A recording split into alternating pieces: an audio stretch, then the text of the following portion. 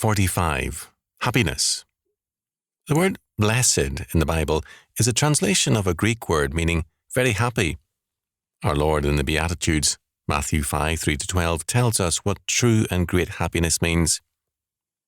Although he spells it out plainly, people still have problems and will then insist that they are not blessed if they mourn, or persecuted if they hunger and thirst after righteousness, or have like trials. Our problem is simply this. We believe that we are blessed or very happy only if we get what we want, and what we want is to be indulged, to have things made easier for us.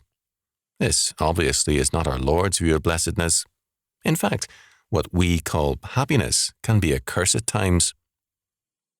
Thus, the psalmist in Psalm 106:15, in describing the condemnation of the older generation in the wilderness journey, declares God, "And he gave them their request, but sent leanness into their soul."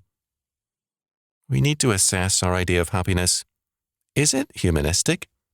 Does it simply involve getting what we want with little or no thought of God?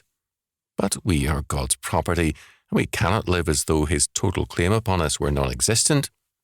Our God is Lord, the absolute owner of all things, and all things must serve and obey him.